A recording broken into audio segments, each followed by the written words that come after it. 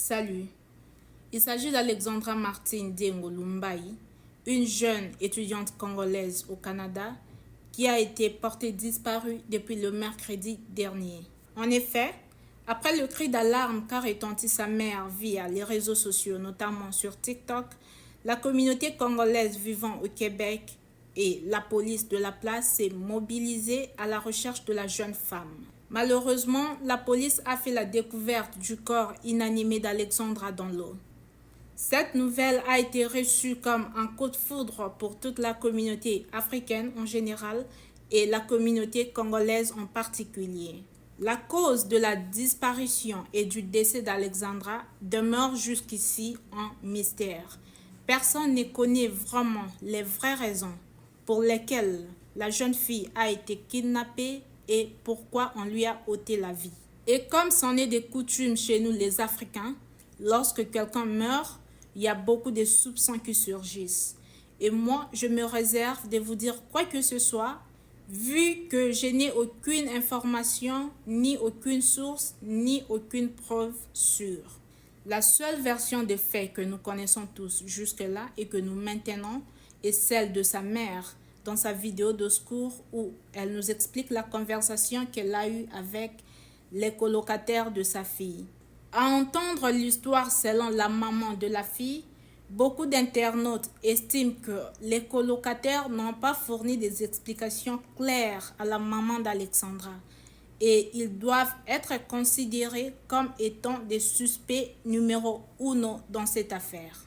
Par ailleurs, il y a des internautes qui non seulement jugent mais aussi condamnent la maman d'Alexandra d'avoir envoyé sa fille aller étudier au Canada, aller étudier à l'étranger sans aucun familier. Et c'est ici que je vais donner mon point de vue. Si l'occasion se présente, qui n'aimerait pas aller vivre à l'étranger? Et si l'occasion se présente, qui n'aimerait pas envoyer son enfant aller étudier à l'étranger? Chez moi, dans mon pays, j'ai déjà vu un diplôme de doctorat rejeté, refusé, face à un certificat de formation des États-Unis. C'est-à-dire, l'un a un diplôme de doctorat et l'autre a juste fait une formation aux États-Unis. Et son certificat a été considéré lors d'une demande d'emploi face à un diplôme de doctorat. Et dites-moi un peu, cet acte-là, c'est nous encourager d'étudier au pays ou nous décourager? C'est valoriser nos diplômes, nos études, notre éducation du pays ou tout simplement c'est le dévaloriser? C'est un message que vous nous passez d'aller étudier à l'étranger, n'est-ce pas? Et aujourd'hui, vous jugez et condamnez la maman d'Alex d'avoir envoyé sa fille étudier à l'étranger. Et je suis sûre que ceux qui se mettent à critiquer cette dame n'habitent même pas en Afrique. Non, ils n'habitent même pas au pays. Et de là où vous êtes, si aujourd'hui on décide de vous renvoyer dans vos pays d'origine, vous irez voir les pasteurs, vous ferez des jeûnes et prières, vous allez attraper des sorciers dans vos familles, simplement parce qu'on vous a demandé de rentrer chez vous en Afrique. Et c'est l'autre que vous condamnez. Non, ça ne sert à rien de crucifier cette pauvre dame. Et quoi que l'on fasse, c'est elle la perdante dans l'histoire. C'est elle qui a perdu sa fille. Et Alexia ne reviendra plus à vie. Elle est partie. Je suis aussi une étudiante vivant à l'étranger, loin de mes parents, loin de ma famille, loin de ma terre. Lorsque nos parents nous envoient étudier à l'étranger, c'est parce qu'ils comptent sur nous. Ils investissent en nous. Ils nous font confiance. Ils savent que nous sommes majeurs. C'est notre responsabilité de nous protéger. De toutes les façons, si le pire devait arriver, ça arrivera. Même pour ceux qui habitent encore sous le même toit que leurs parents. Si le pire devait arriver, ça arrivera et ça sera inévitable. Personnellement, je ne connais pas Alexia, ni de près ni de loin. Je ne connais pas quel genre de vie elle menait. Je ne connais pas quel genre d'amis qu'elle côtoyait. Je ne connais pas quel genre d'endroit qu'elle avait l'habitude de fréquenter. Et lorsque j'ai essayé un peu de checker, de vérifier sur son TikTok, elle a l'air d'une fille bien. Ça, c'est selon moi. Alors, un petit conseil pour mes frères et sœurs africains qui vont étudier à l'étranger ou tout simplement qui vont s'installer à l'étranger.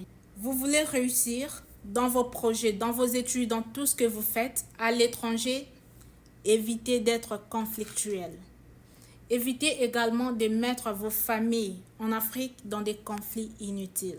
Je pense que dans cette affaire d'Alex, beaucoup de vérités sont cachées. Beaucoup d'autres choses n'ont pas été révélées. Déjà, le fait qu'il y avait un troisième colocataire dans la maison et que sa famille n'était pas au courant, c'est déjà un red flag. Après, il faut aussi voir quel était le climat d'entente entre Alex et ses colocataires, entre Alex et ses condisciples de classe à l'université, entre Alex et son entourage. Ça, c'est d'un côté. Et d'autre côté, il y a aussi ce que nous avons l'habitude de dire, la jalousie mal placée. C'est-à-dire, quelqu'un peut te haïr tout simplement parce que tu parles bien ou parce que tu as un joli nez, tu as un beau regard, tu marches bien, tu es aimé par beaucoup de gens et on veut en finir à ta vie. Comme je vous ai dit tantôt, je suis entrée sur le compte TikTok d'Alex. Elle est une belle femme, avec une belle taille, avec une peau naturelle. Parfois, les qualités que Dieu nous donne peuvent être aussi à la base de notre propre malheur. Qu'à cela ne tienne, nous envoyons nos condoléances à la famille biologique d'Alexia, à tous ses amis et ses proches. Et nous envoyons plus spécialement beaucoup de force à sa mère qui avait investi en elle. Nous ne pouvons même pas imaginer la douleur que ressent cette mère à cet instant, la douleur que ressent cette femme à ce moment. Repose en paix, Alexandra.